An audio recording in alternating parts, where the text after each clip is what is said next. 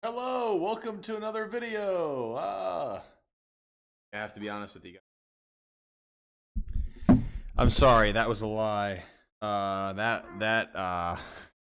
Baby cannot talk. That was me. Sorry. I apologize for anybody that I've let down. Here's our office hours problems. Okie dokie. So let's get into it. Here we've got question 1. We're gonna say find the best linear approximation for ln x at x equals 1. I apologize if my daughter's crying. I'm trying to get her to chill out a little bit. All right. Okay. So first question: find the best approximation for ln of x at x equals 1. What we're gonna do here is we are just going to go ahead and have our slope formula. So maybe we'll just write a here, and we're gonna say that y minus y naught is going to equal m times x minus x naught. And here we notice that our first step, right? So maybe we write step 1. X naught, y naught, question. It's our first step. We got to figure out what this is. And so here we notice is that at ln of x at x equals 1, we're going to say that this is going to be x comma ln. Sorry. This is going to be 1 comma ln of 1, right? And then what is ln of 1? Well, this is going to be 0, right? So we have 1. Okay. So here, this guy is going to be x naught, y naught. So now we have y minus 0 is going to be m times x minus 1, right? And what is m? Maybe we're right. Step 2 is m.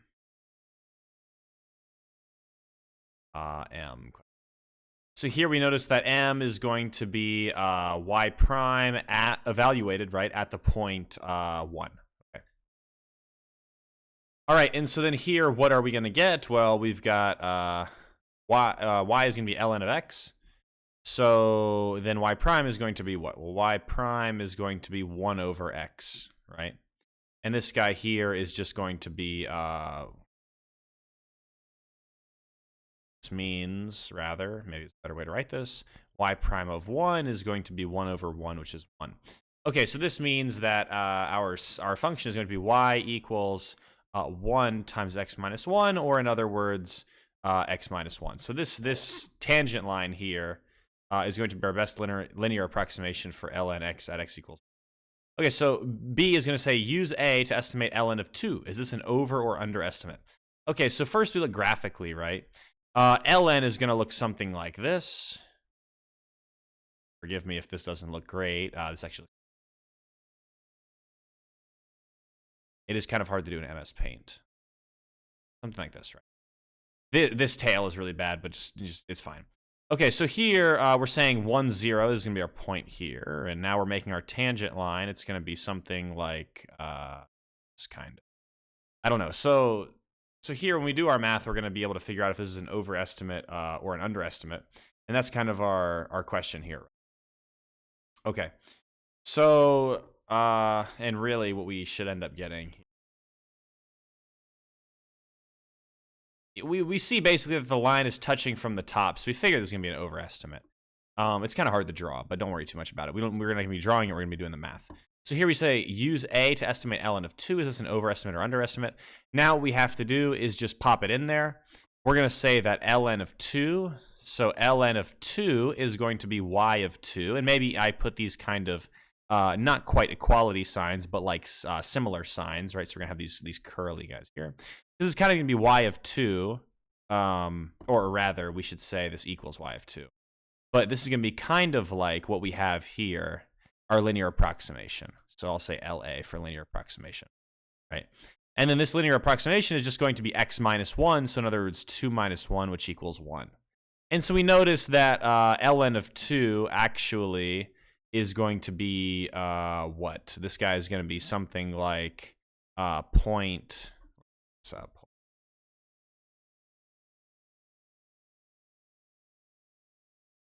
Okay, so it looks like ln of 2 is going to be something like 0.6931. So over approximation. So that's going to be kind of what we end up getting, right? And you also, if you look at this graph, right, you also notice that the graph, because ln is going to be this concave down here, our tangent line should be always an approximation. Our derivative is going to be shrinking. Of course, if you make a supporting tangent line at any point, then it's always going to be overestimating. Let me go ahead and erase this, and we'll get to number 2.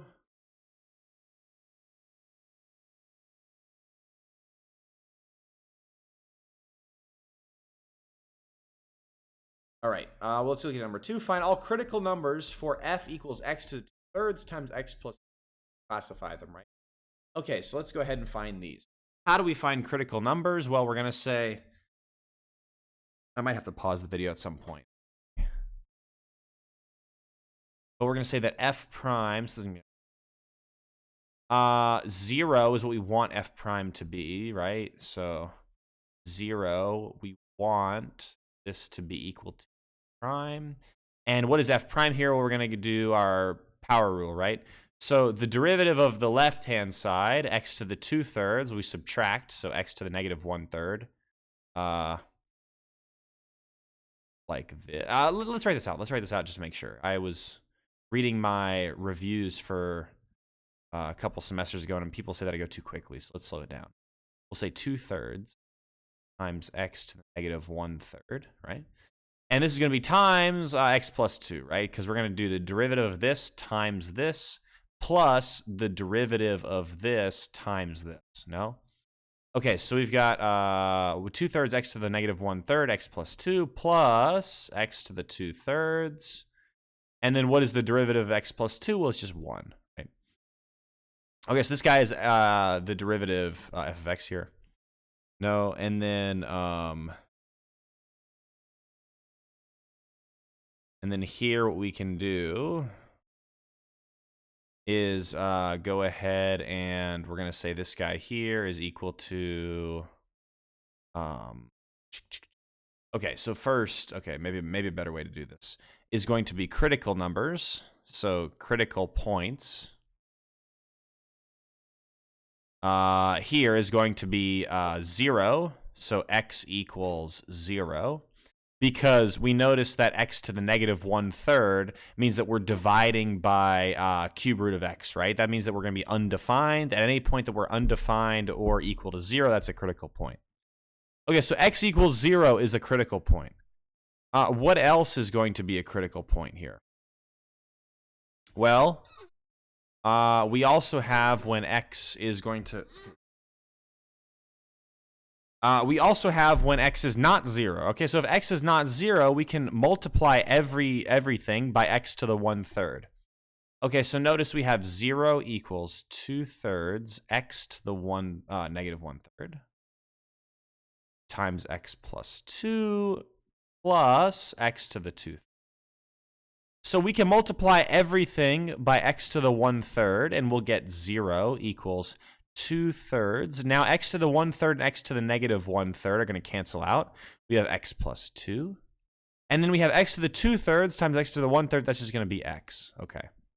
So now we just have 0 equals, what is this? 2/3 x plus 4/3 plus x. And this guy here is just going to be 5/3 x plus 4/3, no? And so now we're going to say that x is going to, okay, so maybe we write this over on our critical points. We're going to say x equals 0, or if x is not equal to 0, then we can multiply everything by 0 and we're fine. And we're going to say that x is going to be negative 4/3 divided by 5/3, which in other words is going to be, we do our keep, change, flip situation. This is going to be negative 4/5. So maybe I should just write that by itself. Negative 4/5. And maybe we'll look at our work here. We're going to say that 0 equals, so we're going to say negative 4/3 equals 5/3 x, right? Because 0 equals this guy. And then once we have that, we can just go ahead and say we divide by that. So we're going to say negative 4/3 divided by 5/3 equals x. And we do our keep, change, flip, we get negative 4/5. Okay, so these are our two critical points. I'm going to go ahead and erase this work because it's not necessary anymore. And we'll move this guy over here. Okay, now that we have that, we have to classify them, right? And we can just do our second derivative test. Maybe I should have kept my work.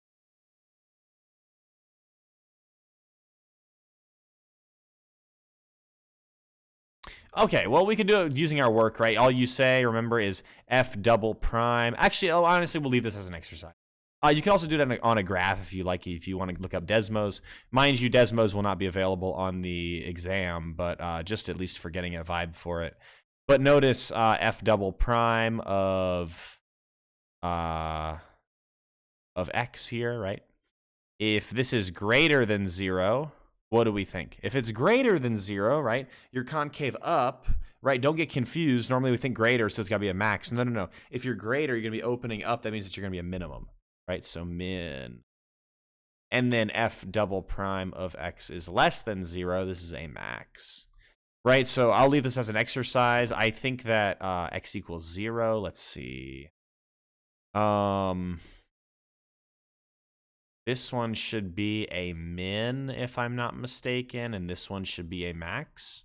But go ahead and check that. Do your second derivative, right? Mind you, your second derivative, we're just going to be taking a derivative of, let me delete this. We can bring back up what we had. You should be taking a second derivative of this here, right? So we have just this guy here. This, no, I apologize. This here is going to be our first derivative. So take a second derivative of this, see what the vibe is, but you should end up getting that 0 is a min, -4/5 is a max. Locally, right? Remember that that local is definitely important because we don't know about global. We don't know anything about the global behavior. All right, now we can get on to our final problem. We're going to have determine the global max and min of g equals x cubed minus 2x squared plus 1 on the interval -1, 2. Okay, so here, remember, and when we're doing this global maximization, right? So let's go ahead and write this global extrema spell. Good thing I'm not an English teacher, right? So global extrema, here step 1 is going to be critical points. And then step 2 is checking the boundary. You have to check the boundary, right? Imagine, for example, the quadratic on this interval, right? What is its maximum? It's right here. What is its minimum? It's right here. Okay, imagine the line on this interval. What is its maximum right here? What is its minimum right here? So we notice that you can have maximums or minimums at endpoints or at critical points, right? These are the only places that we can find them. Of course, because if you're not at a critical point or an endpoint, well, like imagine you're here, you can't be a maximum because you can go up this way, and you can't be a minimum because you can go down this way. At the endpoint here, whether or not your derivative, like we don't know anything about the derivative, but we know that at the left, you know, you can't really, imagine you weren't at a critical point. You can't keep going upward, or in this case, you can't keep going downward, right? So we check our endpoints, we check our critical points. That is super important. Let me erase all of this, and then we'll get down to business. So here we have, step 1 is critical points. How do we find critical points of this guy? Well, we're going to say that g equals x cubed minus 2x squared. What does that mean that g prime is going to be? It's 3x squared minus 4x. And we want, let's go ahead and write want. Make sure you write want. Keep it careful. Want, it's got to be equal to 0. Okay, so what do we have? We've got 3x minus 4 times x equals 0. And we want this. And this means that x equals 0 from this, right? Or x is going to be 4/3 from this right here. And if you ever are wondering about this, my 7th grade algebra teacher taught me this. You just flip the sign, take this guy divided by this guy. And of course, if you check your work, that's obvious, right? You take 4/3 times 3. Well, a 3 and the third cancel. 4 minus 4 is going to be 0, right?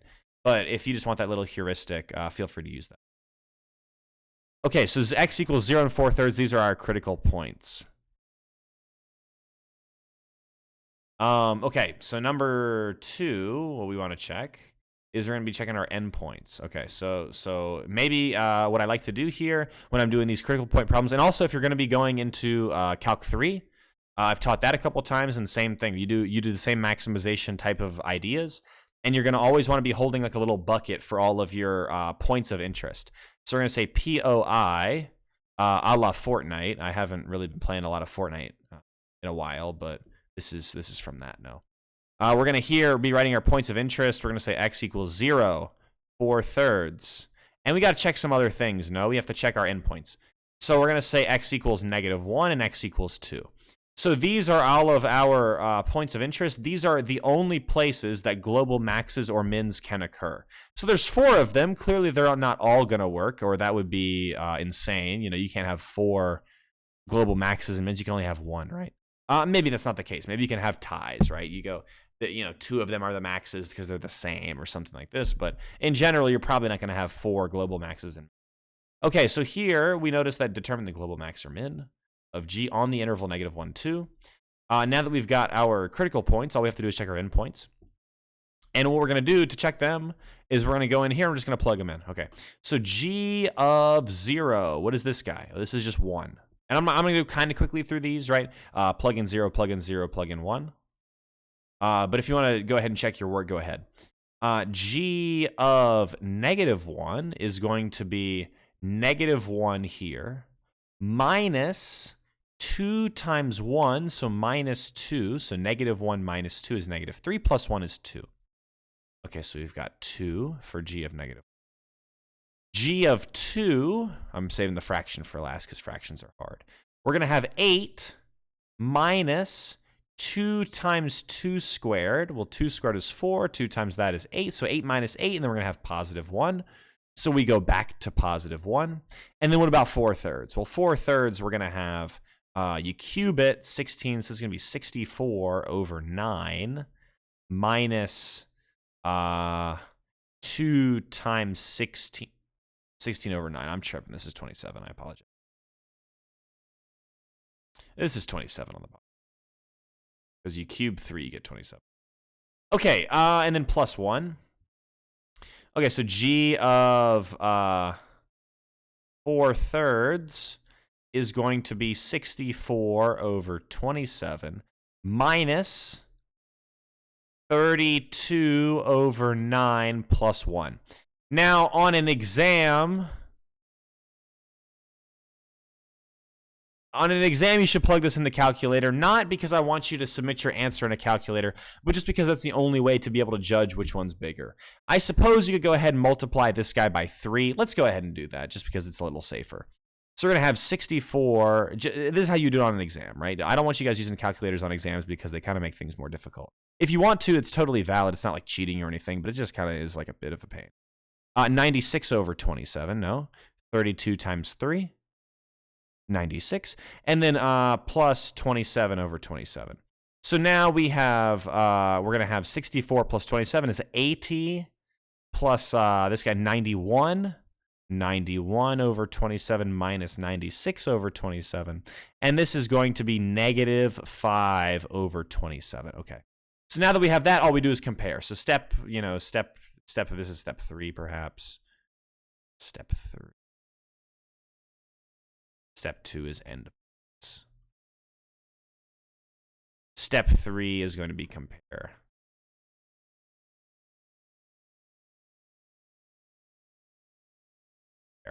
Okay, and how do we compare? Well, we're going to have that this guy is going to be 1. We've got 1, 2, 1, and -5 over 27. Okay, so clearly the max, right? So max is going to be